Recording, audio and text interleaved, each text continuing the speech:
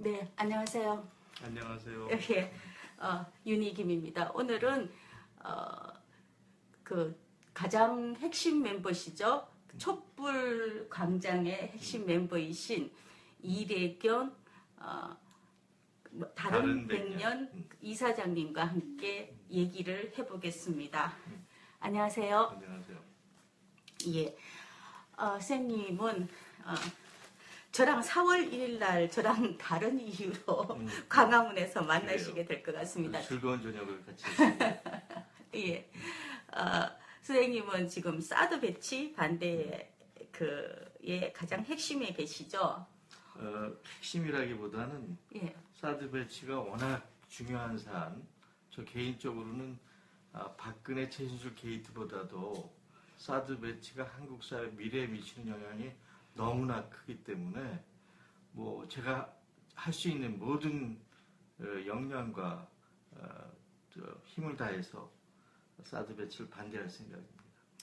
사드 배치를 반대하는 나라는 한국보다는 오히려 중국에서 더 격렬하게 반대를 하고 있는데요. 네. 반대할 이유가 충분하긴 충분하죠. 예. 그러니까 사드 문제를 얘기할 때 많은 사람들은 북핵에 대응한 군사 전략적 혹은 군사 기술적 이슈로 대응을 하고 있죠. 근데 사드가 갖고 있는 그 의미는 군사 기술적인 걸 넘어서 국민 혹은 국가 주권에 대한 문제, 한반도 안전에 대한 문제, 더 나아가서는 저희 다음 세대들은 미래에 대한 역사적인 문제로 이걸 접근해야 전체적인 문제가 제대로 보이고 균형 잡힌다고 그렇게 생각합니다. 그러면은 현실적으로 지금 현재 사드 배치를 반대하는 대권 후보는 지금 현재는 이재명 후보 한 명이고 정의당이죠, 그죠? 반대하고 있습니다. 예, 반대하고 있는데요. 지금 그러면은 이 상태에서 만약에 이재명 후보가 되면은 뭐 될 것 같습니까? 사드 배치가 무효화 될 것 같습니까? 오늘 저녁이 굉장히 중요한 모멘텀을 가질 거고요. 예. 그래서 유의미한 득표를 하면 4월 초죠. 수도권에서 할 때 어쩌면 결선 투표까지 갈 수 있을지 않을까. 그럼 결국 오늘 저녁 결과를 보면 대충 방향이 나올 거라고 생각합니다. 선생님은 이제 일단은 과반수만 막으면 성공적이다. 그래서 결선 투표만 저는 가면 지금 대선 후보에 대해서 개인적인 호불호를 얘기할 수 없는 사람입니다. 예. 다른 백년은 정치적인 엄정 중립을 선언하는 단체이기 때문에 물론 저 개인적으로는 선호가 있습니다. 투표하셨죠, 벌써? 20일 날 했습니다. 현장 투표요. 네. 그런데 어쨌든 그 차기 안녕하세요. 대선 후보가 누가 되느냐보다도 사드 문제를 누가 해결할 거냐라는 게 대통령 후보가 누가 되느냐보다 저는 개인적으로 더 중요하다고. 그게 우리 명운이 달린 일이니까. 그렇죠. 그리고 또 대한민국은 민주공화국이면서 5년 단임제 대통령 중심 국가니까 대통령이 누가 되느냐에 따라서 사드 배치를 철회시킬 수도 있고 또 강행이 될 수도 있고 밀릴 수도 있고 그러면은 만약에 문재인 후보가 대통령이 된다면은 사드 배치를 막을 수 있을 것 같습니까? 뭐 그건 제가 그렇다 안 그렇다라고 얘기할 수는 없고 본인 얘기는 자기가 대통령이 되면 원점부터 다시 검토하고 토론하고 국회에서 합의를 하든 국회가 안 되면 국민들에게 의사를 물어서 결정한다고 했으니 만약에 지금 현재 여론으로는 사드 배치를 반대하는 여론이 더 많잖아요. 사드 배치를 찬성하는 게 많은 걸로 나오죠. 찬성하는 게 죄송합니다. 찬성하는 게 더 많잖아요. 그러면 그 부분은 사드에 대한 정확한 정보와 실체가 국민들한테 제대로 전달되지 않았기 때문에 그렇지. 그렇죠. 사드가 갖고 있는 그 함의, 아까도 얘기했지만 군사기술적인 걸 넘어서 국가 주권이라든지 어떤 그 시민들의 생업의 문제라든지 우리가 뭐 지금 중국하고 굉장히 심각한 문제 있지 않습니까? 또 어떤 우리 미래의 어떤 역사의 문제까지 생각한다 그러면 저는 대다수 국민들이 사드 배치 반대로 돌아갈 거라 확신합니다. 물론 누구든지 알면은 사드에 대해서 알면은 당연히 반대하는 건 당연한데 지금 현재 정부라든지 언론이라든지 이런 권력이 전부 다 장악이 되어 있는 상황이니까 국민들이 바른 인식을 이제 못하고 똑바른 이제 정보를 사드 갖고 있는 가장 중요한 의미는요. 사드를 한국에 배치하는 순간 한국이 단순히 군사적인 것뿐만 아니라 국제적인 외교 관계에서 앞에 보시고 생님 미국의 하수인적 파트너가 된다는 겁니다. 예. 그러니까 국가로서의 외교적, 국제적, 군사적 주권이 전혀 없는 식민지죠, 그냥. 식민지가 되는 게 사드가 갖고 있는 큰 의미거든요. 예. 그게 한민국 국방장관이 국회에서 얘기를 했지 않습니까?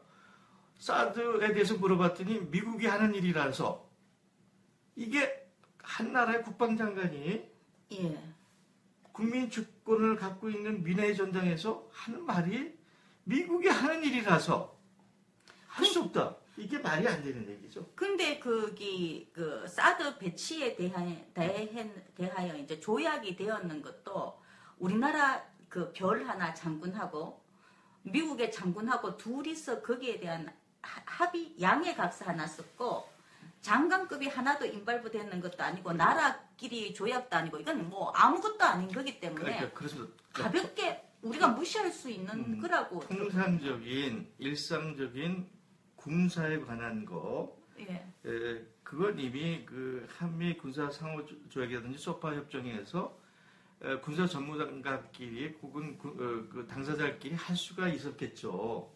근데 사드 문제는 이미 몇 년 전부터 굉장히 중요한 국가 사안이고 주권의 문제고 중국, 러시아도 반대 입장을 분명히 한 국제적인 현안이었기 때문에 그렇게 실무적인 군사 라인에서 합의하고 넘어갈 수 있는 사안이 아닙니다. 100만 평이나 되는 땅을 그냥 넘긴다는 건 도저히 말도 안 되는. 민의 전당인 국회에서 검토를 거치고 거기서 합의가 안 되면 국민 투표를 해서라도 결정해야 될 국가 중대 사안을 그렇게 무슨 국방부 실무자들이나 청와대 안보 라인에서 적당히 해서 넘어갈 수 있는 사안은 절대 아니라고. 이거는 타협할 수도 없고 양보할 수도 없는 절대절명의 국민 주권적 사안이죠.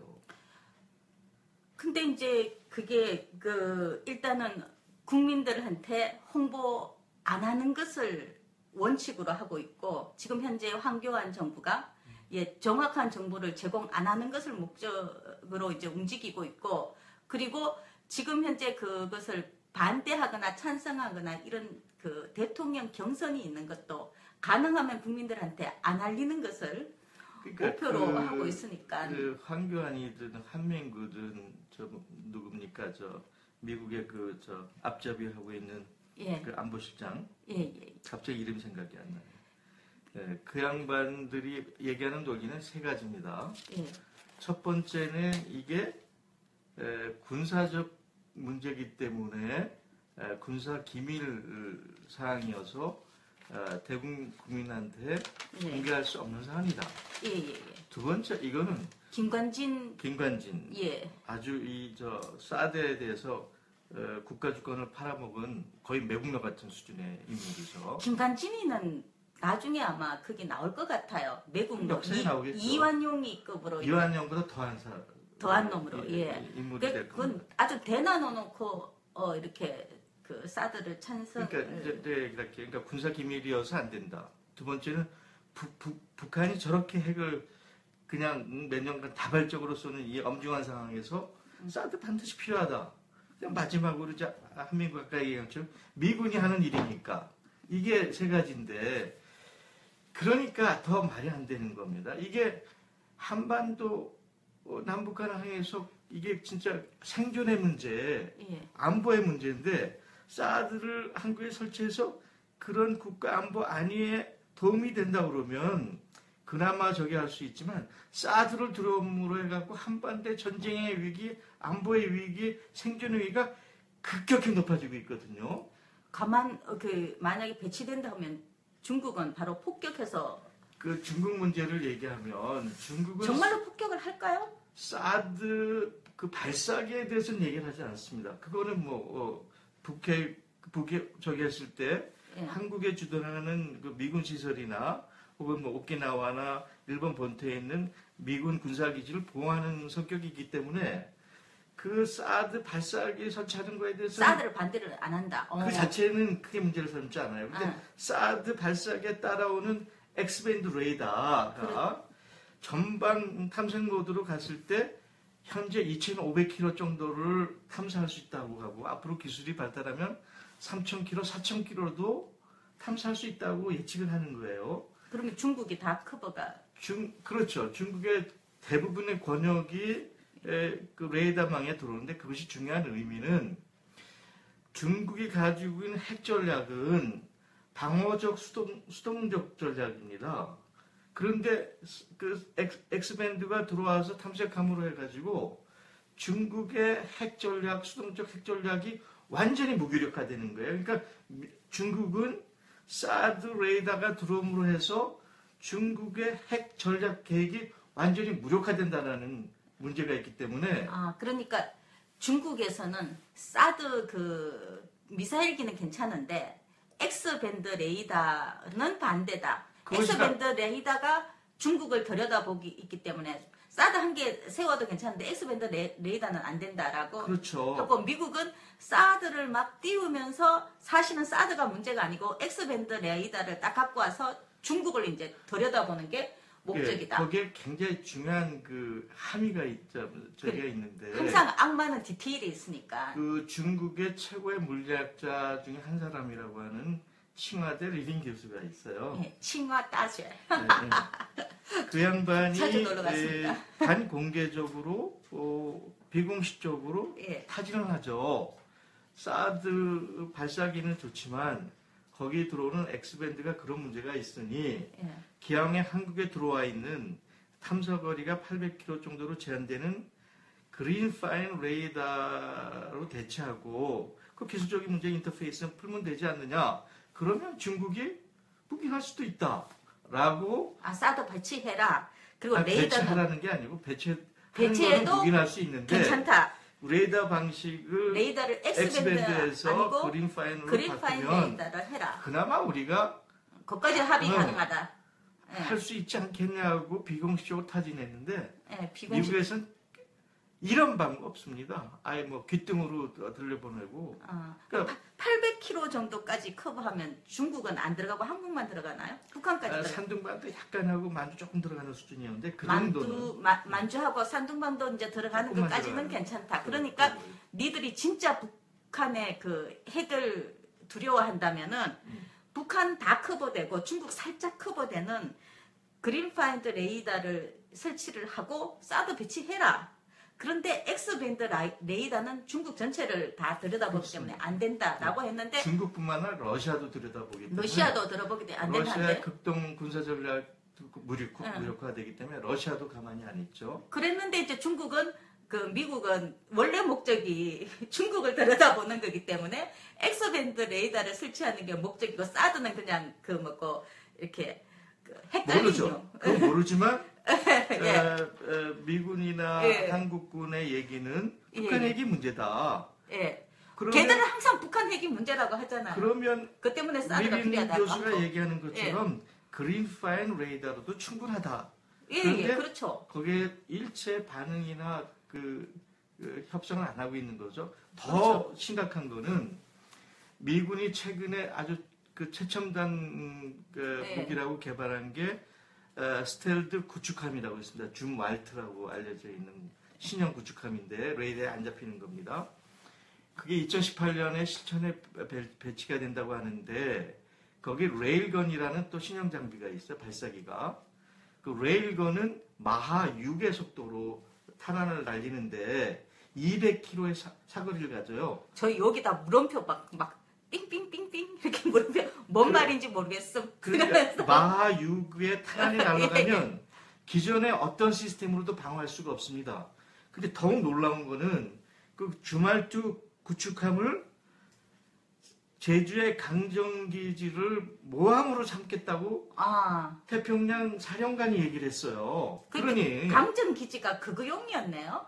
모르죠. 이미 태평양 함대 사령관이 그 얘기를 했는데 그 얘기는 사드 X밴드뿐만 아니라 주말도 구축기가 레일건을 설치하고 우리 그 황해하고 남중국해를 다니면 중국의 주요 도시가 완전 타켓 사정권 안에 들어옵니다. 그러니 중국 입장에서 사드를 성주에 배치해 강정에 그 주말트 신형 구축함이 들어와 중국에 머리에 쥐가 나는 얘기죠. 요번에 거기 어제 그 중국으로 그 페리 있잖아요. 인천에서 중국으로 가는 페리 거기 사람들 몇백 명씩 뭐 몇천 명씩 꽉꽉 차서 왔다 갔다 다녔었는데 갈 때 2명 탔고요.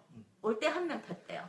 그러니까 이제 그런 완전 막혔대. 단편적인 얘기가 아니고 우리가 역사를 길게 보면 미우나 고우나 중국과 한국은 사회적으로, 경제적으로, 문화적으로, 외교적으로 잘 지내는 이웃이고 파트너고 서로 상생해서 같이 가야 되는 어쩔 수 없는 운명적 파트너인데 이렇게 어리석은 한 사건, 사드를 가지고 역사에 말하자면 대목을 치는 거는 너무나 어리석은 거예요. 이건 미친 짓입니다. 예, 그런데 사드를 도대체가 하나도 이익이 없는 것을 도대체 왜 배치를 했을까요? 최순실이가 뒷돈 챙기기 위해서 아니요, 그거 사드에는 한국은 없습니다. 이게 한국이 없는데 그걸 우리가 왜 합의를 했는 거죠?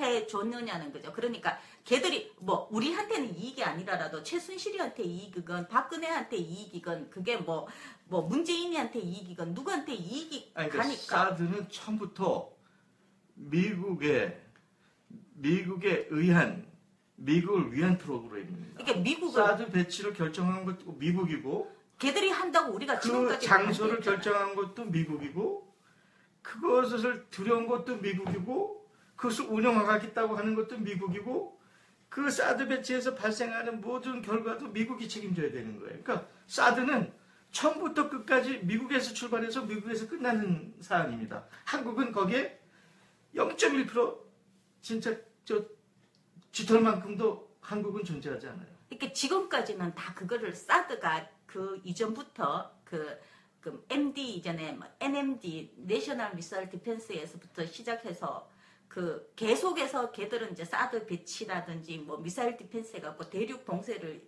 그 요구를 했었는데 그 앞에 정권 뭐 이명박 정권까지만 해도 절대 안 된다고 그렇습니다. 우리가 그 다 했는데 왜 갑자기 이렇게 이제 사드를 미국도 거의 포기하고 있는 상태에서 안 하는 것을 왜 갑자기 이렇게 하게 누가 그렇게 그거는 제가 전문가가 또 아니고 추측컨대 그게 중요해요. 정신없는 박근혜의 몇 가지 판단이 있습니다. 사실은 2-3년 전만 해도 그 천안문 그 성묘 오를 때는 중국 13억 중국 인민들이 박근혜에 대해서 환호를 했죠. 예. 근데 미국 갔다 와서 뭐 어떤 영향이 있는지 모르지만 결국 우리의 적이는 한미일 동맹밖에 살 일이 없다 하면서 그 미국의 그 세계 전략과 군사 전략에 편입이 된 그런 측면이 하나 있고요. 왜 그렇게 되었죠? 글쎄요. 그 시진핑이나 중국을 못 믿겠다고 나온 것 같은데 그 배경은 내가 잘 모르겠어요. 근데 그거는 중국을 못 믿겠다 하는 게 아니고 국제관계라는 거 외교라는 건 끊임없이 현안이 있고 사안이 있으면 대화를 통해서 하고 조정하고 협상하고 해야 되는데 일체 거기에 그냥 아주 그냥 딱 끊듯이 끊어버리는 어리석음을 저지른 게 하나 있고 거기에 이제 풍문으로 우리 지금 풍문으로 돌아다니는 얘기 있잖아요. 최순실이가 이권에 개입돼 있다. 그러니까 최순실이가 여기서 또 저기에서 박근혜가 아바타 짓 했다. 그런 풍문도 있죠. 그렇지만 그걸 우리가 확인할 방법은 없는 것 같아요. 이게 다들 국민들은 그렇게 믿고 있잖아요. 이렇게 뭐 100조 원의 그 군사 그 돈을 로키드 마틴사에 싹 몰아다 주고 100조가 아니고 10조. 100억 불이니까 10조입니다. 그리고 리베이트 30%를 받기로 했다. 그건 저는 잘 모르겠어요. 근데 뭐 어디 스위스은행에 꼽혔다. 하나 혐의가 있는 거는 우리가 1년에 70억 불 가까이 미국에서 이제 군사 무기를 들여오는데 이명박 정권까지 로키드 마틴하고 계약한 거 불과 몇억 불 수준이에요. 근데 박근혜 정부가 들어와서 그 지난 3, 4년 동안 계약한 게 100억 불. 그러니까 우리나라 저 외국 무기 수입하는 거에 거의 30% 수준을 단 하나의 기업, 로키드 마틴한테 발주를 했다. 이게 뭔가 좀 냄새가 나는 얘기죠. 그러다가 거기에 이제 최순실의 그런 풍문 얘기도 하니까 이게 굉장히 뭐 에스컬레이트 된다고 그럴까 뭐 사실처럼 들리는데 그건 뭐 저는 확인할 방법은 없습니다. 근데 아까도 얘기했지만 사드는 대한민국은 없습니다. 미국의 그 MD 전략에 한국을 편입시켜서 하수인을 만들면서 사드의 기본적인 군사 기능은 미군 기지 방어용이에요. 근데 이것이 한국 사회와 역사에 미치는 영향은 너무너무 큰 거죠. 어차피 우리가 100년 앞으로 세세토록 같이 해야 될 중국과 이렇게 원수지간이 되는 상황. 그다음 일단 경제 교류가 1위가 압도적으로 중국이니까요. 수백만이 지금 사드 때문에 생업에 엄청난 영향을 받고 있고. 그렇죠. 이게 앞으로 우리 후손들한테 어떤 영향을 미치겠어요. 그러니까 이런 상황에서 사드 배치를 강행하는 것은 거의 자해행입니다. 자살행입니다. 그래서 이제는 걔들이 뭐 감히 나를 탄핵을 했어 이러면서 나만 살고 우리 국민 다 죽어 이러는 거 아니야. 니들 세월호에 다 빠져봐. 뭐 이런. 그다음에 이게 북핵 때문에 사드를 배치한다는 게 말이 안 되는 게 말이 안 되지. 북한이 핵을 갖는 건 기본적으로 자기 방어용이죠. 그렇죠. 그 모바일 시스템에서 고체 연료하는 것도 네. 상대방의 공격을 피하기 위해서 하는 자위적 행위이고 북한이 정말 남쪽을 공격하겠다 그러면 휴전선상에 3,000문에 가까운 장사포로도 충분한데. 그렇죠. 그 갖고 뭐 북한이 남쪽을 핵을 쏜다는 얘기는 결국 자기 앞마당에다 핵무기를 쓰는 건데 어떤 정신없는 놈이 자기 앞마당에다 핵을 쓰겠어요. 그러니까 북한 핵 문제는 남한과 문제가 아니고 미국과의 문제고 그거는 결국 미국과 북한과 근본적인 평화협정의 그 이니셔티브를 누가 지느냐 하는 말하자면 이게 제재를 풀어라. 우리 경제 제재 풀어라. 그렇죠. 그런 거죠. 어떤 예. 주도권 싸움이지. 그렇죠. 북한 핵 문제 때문에 남한에다 사드 배치한다? 이건 유치원생도 동의 안 할 아주 저급한 수준의 논리입니다. 그러면은 지금 우리가 할 수 있는 것은 그 언론인 일단 다 막혀 있는 상태고 알릴 수 있는 방법은 SNS로 알리는 것밖에 방법이 없습니까? 촛불 들고 알리는 것 저는 외에는. 한 5가지의 방향을 얘기하고 있는데 우선 그 성주에 관계된 지역 군민들 경북 간단한데 이재명이 대통령이 딱 되면은. 아니요. 근데 거기 일을 하고 있고 예.